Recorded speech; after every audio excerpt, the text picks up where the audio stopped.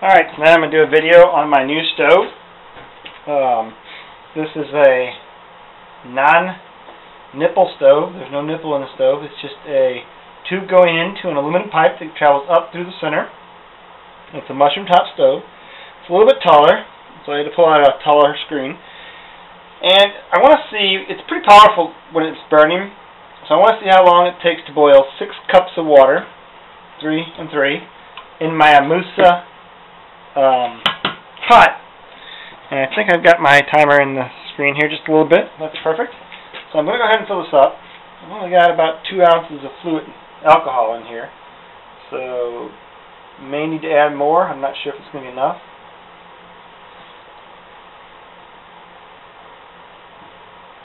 One of the unique things is that I've tested this stove once, and it does have a big flame on it. It fills up really quick, so you've got to really watch it, because it will go right over the edge. But it will stay in the simmer mode for an awful long time. So I used about maybe an ounce there. I'm going to go ahead and put this on here. Yeah, I can get it on there. Here we go. Place that on top of there. Make sure it's all balanced out. Just let it down. It always falls over anyway. Pour my 6 cups of water. This is about 60 degrees. It's right from the tap. And 6 cups of water takes it right to this line here. And this is the IMUSA grease pot. So, takes it right to that line. I'm not even going to put the strainer in there. Just make sure this is all leveled out here. I think so. And light that up. Start my timer here. Not sure if I have my timer in a place where you guys can see it. I guess so. I'm hoping anyways. My clock timer on the camera is right in front of it, so I can't see if it's there or not. So we're going to let that boil off 6 cups of water and see if it can accomplish the boiling and what kind of time frame it takes to boil 6 cups of water. While it's boiling, I'm going to explain how I made it just a little bit. I've showed it in the last couple of videos, but I just want to show it real quick again. Basically, it's a couple washers and aluminum pipes. The bottom you see down there is a big washer like this. I'm not exact sure on the hole sizes. If somebody needs them, just ask and I'll find out what they are. The next thing is a piece of flagpole pipe like this with a groove cut out of it. The next one is a smaller washer with a smaller hole. And I want to show this as well. I've taken a piece of this and stuck it through here like this. And it's got a little bit of a play, and I don't know if you can see that there, but there's just a little bit of play there. And there's just enough play to where I used some weed whacker gas line that's very thin. Having extra laying around, I have it all on there right now. It's about a very thin walled line, but it's just enough to where when I ran a piece of this pipe about that large, cut it off, and then worked that hose up onto the end of this pipe, the two of them together, when fitted inside of here, was a snug seal on this washer. So that's how I sealed the bottom of it, with a little piece of pipe coming down below it, and the rest of the hose curling off to the side in the bottom of here, coming out the side. So that's what you're seeing there on the bottom, just like that. And then a big piece of pipe like this, with of course, you know, the piece of this tubing coming up to the very tip top of that, cut off at the very top of that. And then I had old hard drive plate that I've been showing in a few other of mine that fit right over the top of these things perfectly. So I fit that right on there, and then I JB weld top, bottoms, seams, everything, all JB welded together.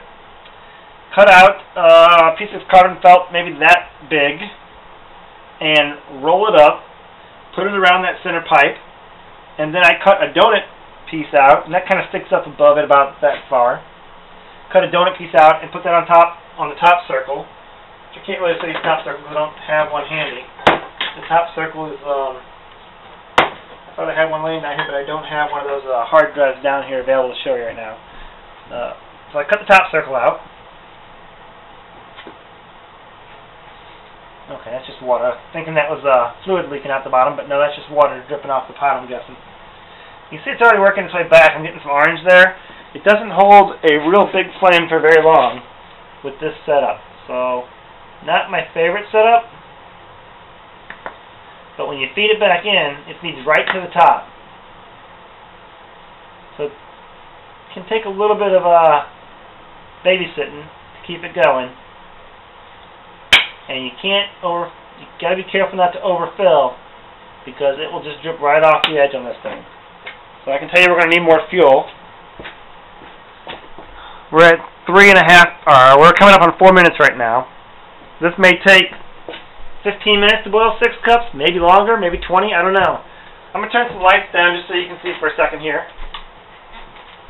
It's a real quick view of what that flame pattern looks like on the pot there. I'm going to grab some more fuel. I'll be right back. I think we're going to need it.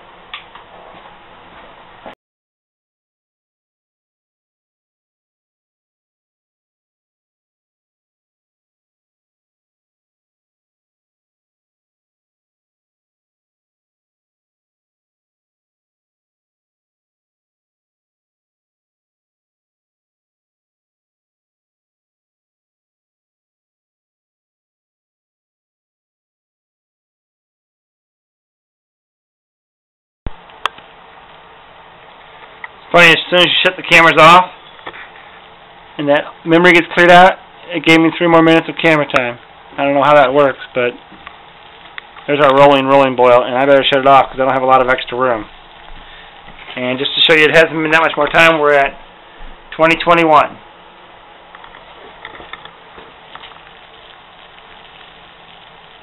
And we did that on the,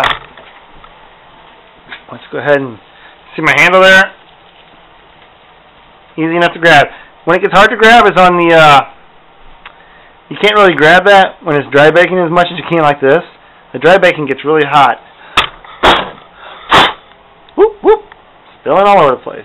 Alright, that'll at least cool it off a little bit for me to put it down there. Probably better to grab that from the bottom. Stove doesn't really get that hot, but that's the new stove. That's what she is. Interesting design nonetheless. Alright, well, now I've got 6 cups of boiling water. I've got to find something to do with it. You guys have a great night. Bye. Okay, since I truly hate to waste 6 cups of boiling water, I decided to go ahead and make a mountain house meal tonight. I'm going to do some beef stroganoff with noodles. Calls for 2 cups of boiling water, and I just pour it in and let it sit for 9 minutes. So we're going to pour this in here and we're going to make ourselves a meal. Here, let me ask my son to hold this for me.